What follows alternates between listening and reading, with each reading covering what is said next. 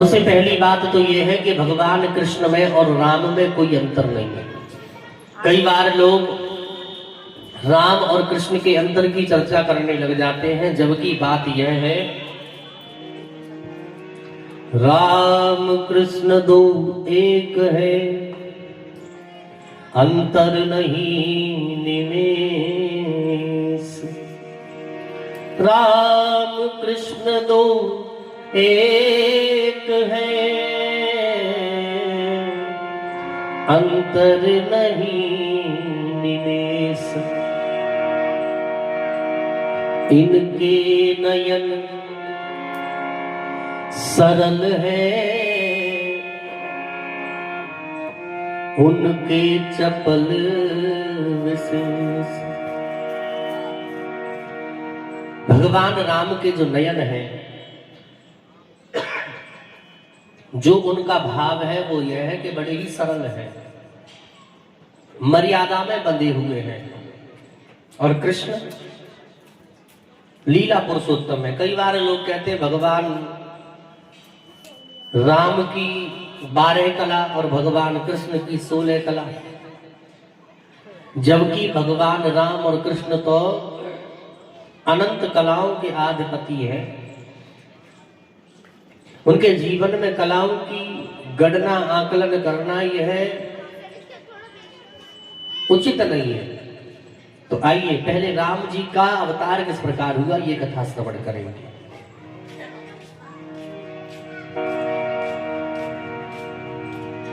आचार्य जी कह रहे राजन, आप जहां बैठे हो या कुछ भी नहीं था, केवल जल ही जल था, तब जल में भगवान शेष नारायण का अवतार हुआ।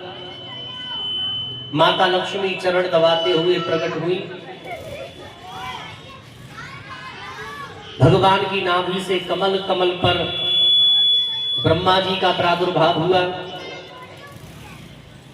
ब्रह्मा जी के मन से हुए मरीच, मरीच के हुए कश्यप ऋषि, जो कल कथा सुनाई हमने सुनी, आपने ध्यान है, जिनकी 2 पत्नी है, दिति और अदिति।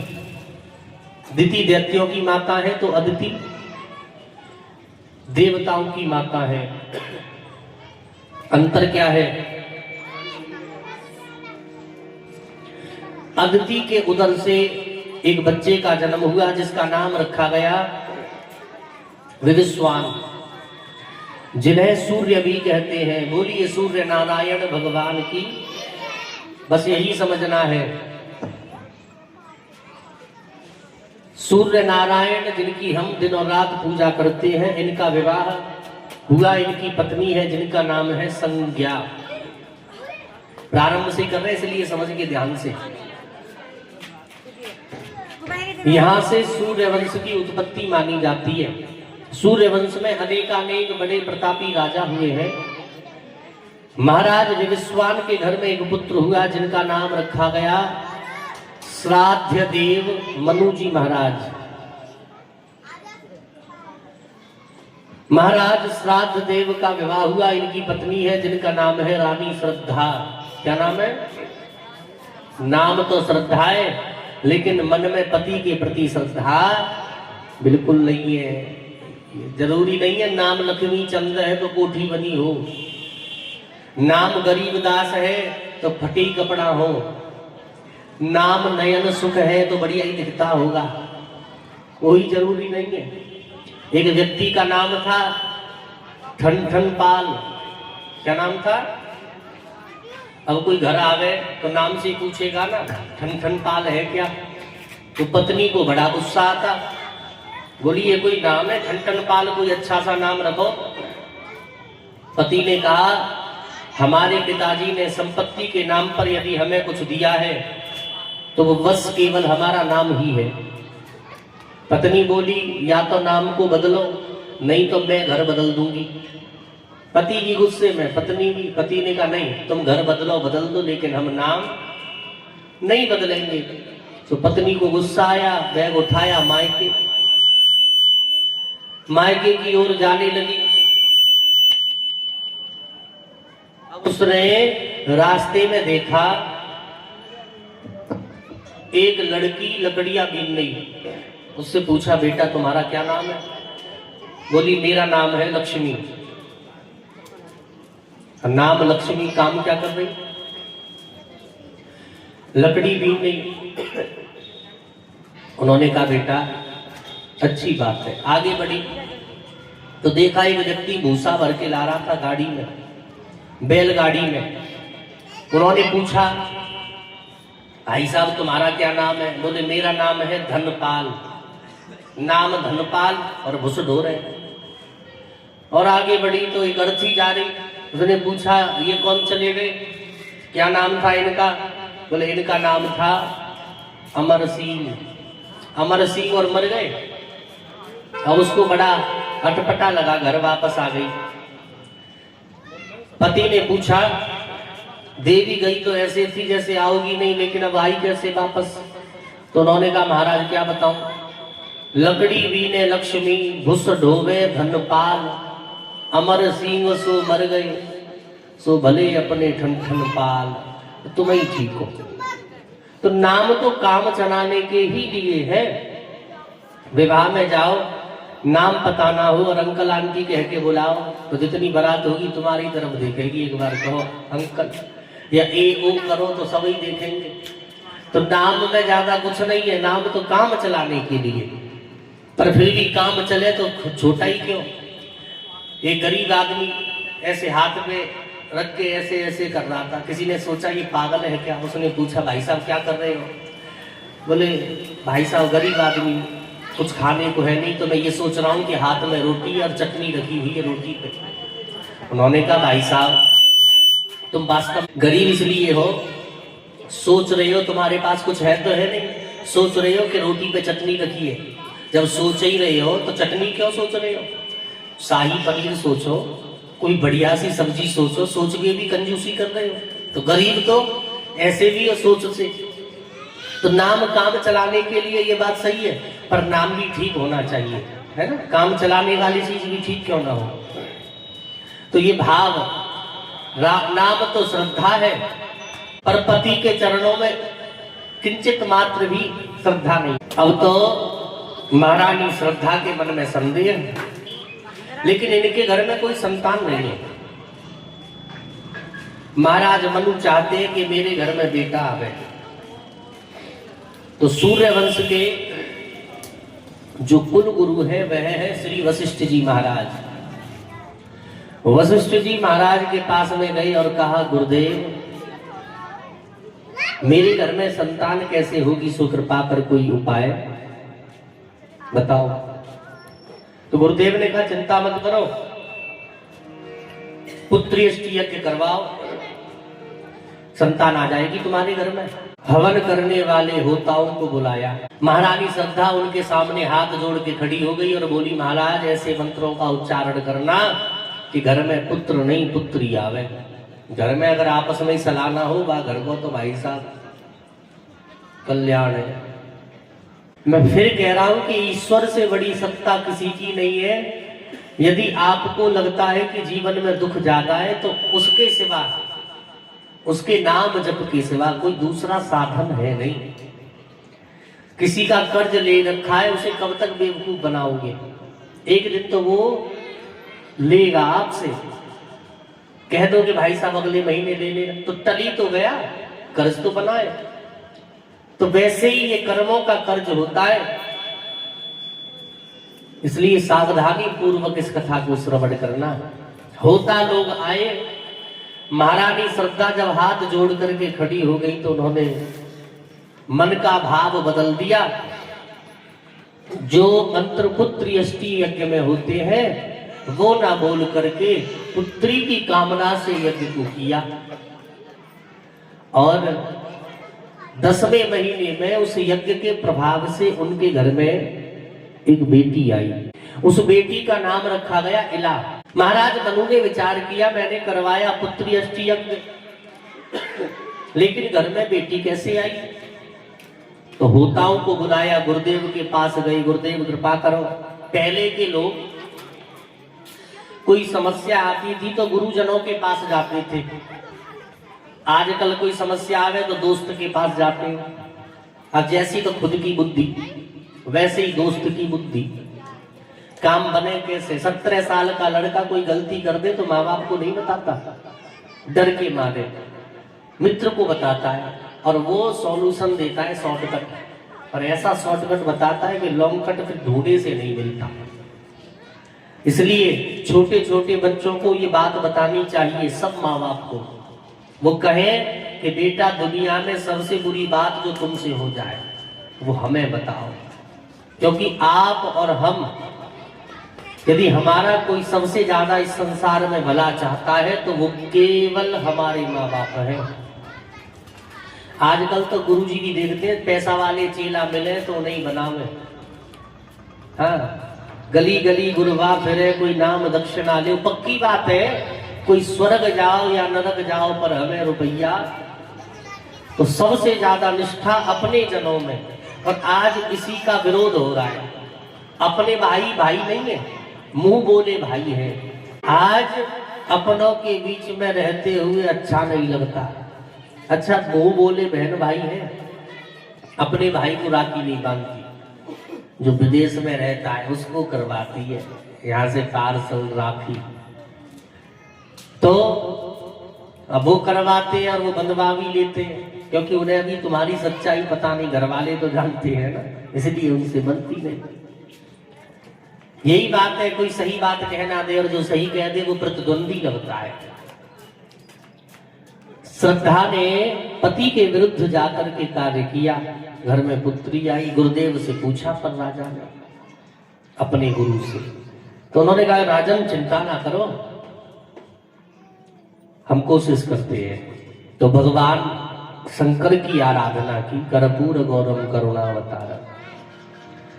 भगवान शंकर रीझ भी गए और उसी लड़की को लड़के के रूप में परिवर्तित किया।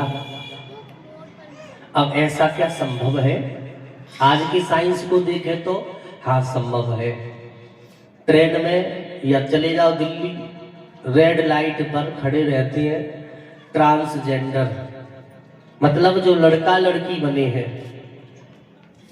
जो भीख मांग रहे हैं आज के समय में, आप देख लो, ट्रांसजेंडर उन्हें कहते हैं। तो ये लड़की भी लड़का के रूप में परिवर्तित हुई, जो आज के मेडिकल साइंस में प्रूव्ड है। इसका मतलब पहले का भाव कुछ और अधिक प्रबल रहा होगा। जब ये लड़की लड़का के रूप में परिवर्तित हुई तब इसका नाम रखा गया सुधुम्न। क्या नाम रखा? सुधुम्न। अब ये 16-17 वर्ष का हुआ, भगवान शंकर के वरदान से पुरुष जीवन जी रहा है। आचार्य श्री सुखदेव जी से परीक्षित जी ने पूछा, गुरुदेव मुझे ये समझ में नहीं आया कि भगवान शंकर इतनी जल्दी कैसे रीझ गए, जबकि वह तो बहुत तपस्या के बाद में कहीं आकर के दर्शन देते हैं, लेकिन इन्हें तो वरदान भी क्यों दे दिया? कारण ये है कि भगवान पूजा और तपस्या से भी बढ़कर के एक चीज स्वीकार करते हैं, वो है हमारी सच्चे हृदय से की हुई प्रार्थना। क्या चीज? प्रार्थना। इसके 2-3 प्रमाण है। माता द्रौपदी का जब चीर हरण हो रहा था, तब बताओ उनके हाथ में कोई लोटा, घंटी, कोई धूप बत्ती, नैवेद्य, तांबूल कुछ था? कुछ भी नहीं था। क्या था? समर्पण भाव था और हृदय से प्रार्थना। बच्चा जब स्कूल में जाता है, सबसे पहले उसे कुछ नहीं आता, फिर भी क्या करवाया जाता है? प्ले में जाता है, तब भी हाथ जोड़ के सुबह सुबह प्रार्थना में खड़ा करवाते हैं। बड़े प्यारे लगते हैं सुबह सुबह बच्चे प्रार्थना में हाथ जोड़ के। आजकल प्रेयर कहते हैं, वह शक्ति हमें दो दया निधे, कर्तव्य मार्ग पर डट जावे, पर सेवा पर उपकार में हम जग जीवन सफल। प्रार्थना तो पूजा से भी बढ़कर के है, भगवान की सच्चे हृदय से की हुई प्रार्थना। और आप जहां जितने बैठे हो, ये मैं दावे के साथ कह सकता हूं, देखो अब दावे के साथ मैं इसलिए कह रहा हूं कि जीवन का अनुभव है। जब जीवन में आपत्ति आती है तो हमारा पूजा में मन नहीं लगता, फिर भगवान से अकेले में रोते हैं। रोए हो कभी? रोए होगे जरूर, क्योंकि ये संसार है, दुख तो आते हैं, और दुख आते हैं तो संसार में कोई दिखाई नहीं पड़ता, फिर भगवान ही दिखते हैं। और वो अगली सुबह ऐसी सुहानी कर देते कि हमें यही नहीं पता होता कि हमें चिंता कितनी बड़ी थी।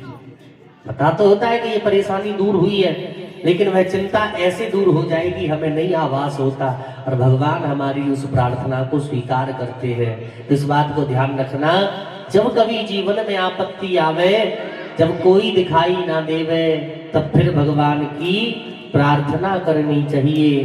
करो प्रार्थना जगदीश्वर की, जो कभी विफल नहीं जाती है। मानव जीवन सफल हो तो मन की दुविधा मिट जाती है।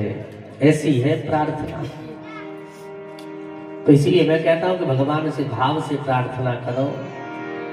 महारानी श्रद्धा की वजह से घर में इतनी बड़ी आपत्ति आई, मुझे लगता है कि इन्होंने भगवान शंकर की कथा को ठीक से नहीं सुना। सुन लेती तो पति में श्रद्धा होती है ना। अब ये लड़की लड़का तो बन गया, लेकिन 17-18 वर्ष का हुआ, अपने मित्रों के साथ आखेट के लिए जंगल में गया, और वहां एक अंबिका वन पड़ता है। उस वन में अपने मित्रों के साथ ये लड़का प्रवेश कर गया,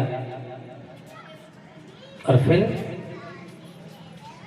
एक घटना और घट गई।